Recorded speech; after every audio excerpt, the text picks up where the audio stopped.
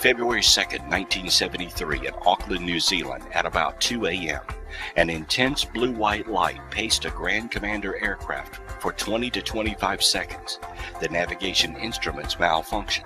Captain Peter Telling, flying the aircraft at an altitude of 10,000 feet over the Uhura Beacon area, thought he had a fire in his starboard engine.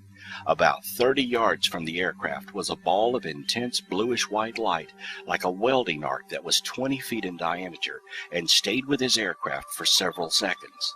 All of his instruments rotated wildly during the encounter. A bright yellow sphere hovered low over the road on February 9th in St. Albans, United Kingdom. The witness's engine restarted by itself when the UFO departed. May the 22nd, in Itajambi, Brazil, witnesses saw an oval object hovering overhead. They felt heat as a blue light beam shone onto their car. On May 23rd, in South Australia, a round spinning UFO with red, green, blue, and purple lights buzzed a car with 3 teenagers in Mount Gambier at 7 p.m., terrifying them. In an undulating course, the UFO first hovered, then came straight at their car. It flew up and over them and passed low over the other side, then flew away.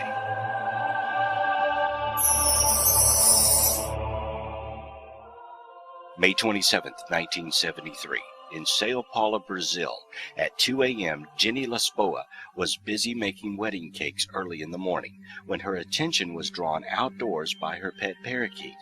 When she looked out, she saw a luminous flying object approaching her property. The object circled her garden and hovered above the wall. She could see 3 identical-looking figures of small stature from the waist up through the transparent upper portion. Each one was directing a beam of light down as if searching for something.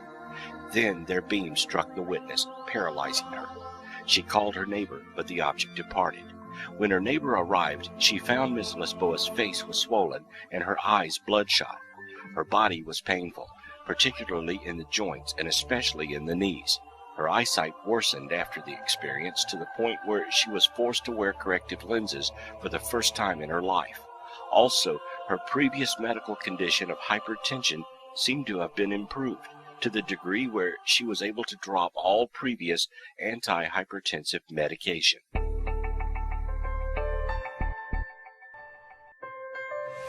In July 1973, in the town of Hokkaido, Japan, witnesses saw a light descend to about 75 feet above the surface of the local bay. A tube then began pulling water up into it. The witness described it as smooth and round as a ping-pong ball, with small windows around the center of the object. He saw 2 eerie shadow-like figures, which he said were too small and deformed to be called the shadows of men. On July 16th, in Palamo, Spain, at 6:30 p.m., Miguel Romero Fernandez de Cordova was flying a forest fire aircraft with a clear sky and good visibility. Suddenly, he saw a strange object which looked like a rugby ball cut in half. The object paced and maintained the same position on the right of the aircraft for 10 to 12 minutes. The aircraft radio system failed during the sighting.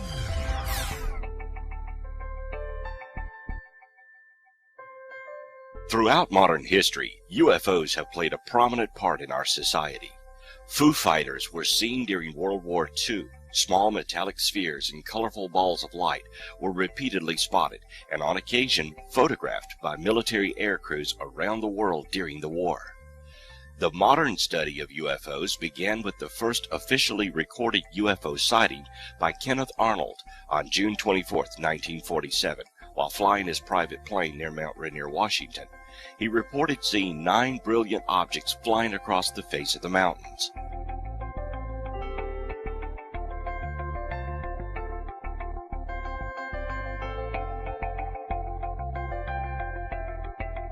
The Roswell incident involved the recovery of materials from Roswell, New Mexico on July 7, 1947, and since the early 1980s has become the subject of intense speculation, rumor, and questioning. The United States military maintains that what was actually recovered was debris from an experimental high-altitude surveillance balloon belonging to a classified program named Mogul. Many UFO proponents maintain that a crashed alien craft and bodies were recovered and that the military engaged in a cover-up.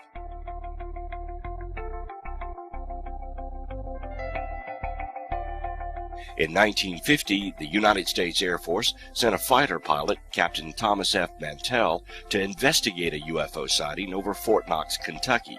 The pilot was killed while pursuing the UFO.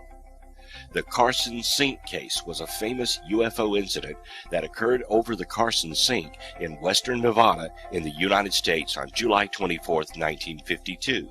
The two pilots who witnessed the incident were Lieutenant Colonel John L. McGinn and Lieutenant Colonel John R. Barton, both veteran flyers with distinguished military careers.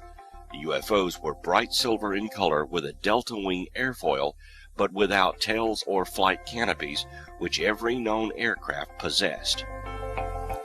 August of 1955, in Hopkinsville, Kentucky, a group of strange goblin-like creatures were reported to have attacked a family while the family shot at them. The case remains unexplained to this day. The Kecksburg UFO incident occurred on December 9, 1965, at Kecksburg, Pennsylvania. A large, brilliant fireball was seen by thousands in at least 6 states and Ontario, Canada.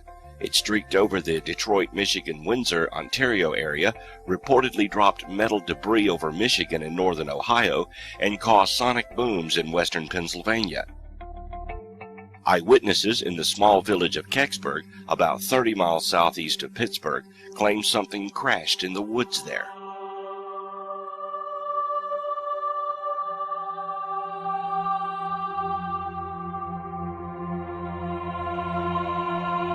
The Falcon Lake incident occurred on May 20, 1967, when Stefan Michaelik claimed that he had encountered an unidentified flying object near Falcon Lake, Manitoba, Canada.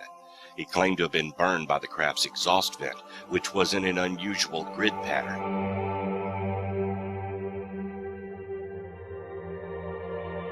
Charlie Hickson was right when he said it would happen again. In November 1975, Travis Walton was abducted in full view of his logging team from a national forest near Snowflake, Arizona. He was kept for 5 days and returned. The Walton case received considerable mainstream publicity and remains one of the best-known instances of alleged alien abduction. The Val Johnson UFO incident occurred in 1979 in Marshall County, Minnesota. Val Johnson, a Marshall County deputy sheriff, was on patrol in a rural area when a strange light struck his patrol car. The deputy suffered eye problems similar to mild welder's burns from the UFO encounter. The Cash Landrum incident was a reported unidentified flying object sighting in 1980, which the witnesses insist was responsible for damage to their health. It is one of the very few UFO cases to result in criminal court proceedings. The Rendlesham Forest incident is the name given to a series of reported sightings of unexplained lights and the alleged landing of an extraterrestrial spacecraft in the Rendlesham Forest, Suffolk, England, in late December 1980. It is perhaps the most famous UFO event to have happened in Britain, ranking amongst the best-known UFO events worldwide. Watch, straight ahead off my flash back there. There it is. Hey, I see it too. What is it? We don't know, sir. Can I get some? Yeah, it's a strange, small red light. Looks to be maybe a quarter to half mile, maybe further out. And in 1996, Brazilian mass media was saturated for some time with speculation, rumors, and accounts regarding UFOs and strange creatures. A soldier, Marco L. Charis, was said to have died under mysterious circumstances related to the UFO affair.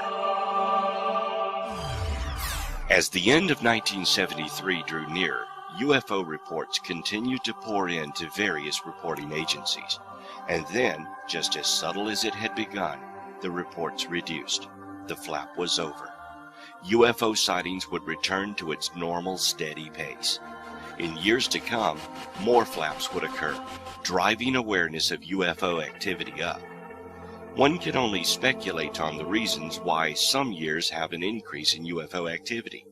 Are they watching us as we watch history in the making? Are they using our own history as a backdrop to further make themselves known? Or could it be they simply arrived at a time that we were struggling as a race to better humanity? Regardless of the reasons UFOs visit Earth, they appear to do it frequently and occasionally in more frequency. Since curiosity would be a natural state for an intelligent species, they're likely as curious about us as we are of them. And because of this, we should expect major flaps to occur in growing numbers. During the 1980s and 1990s, UFO flaps occurred again, and in 2008 the world experienced another increase in UFO activity. With the advent of new technology such as camcorders and the internet, UFOs are sighted and recorded daily. Some are major events, others just lights in the sky. An enormous amount of information has been recorded on the subject of UFOs by dedicated researchers worldwide. Yet we still cannot answer the simple questions, why are you here and where are you from? Some say this information would be too shocking for the populace to absorb. Others fear the intentions of the UFO occupants. But until these questions are answered, the UFO phenomenon will remain a mystery. Nothing happens without a reason. Until full UFO disclosure is made, we can only speculate on their reasons for visiting our small but significant blue planet.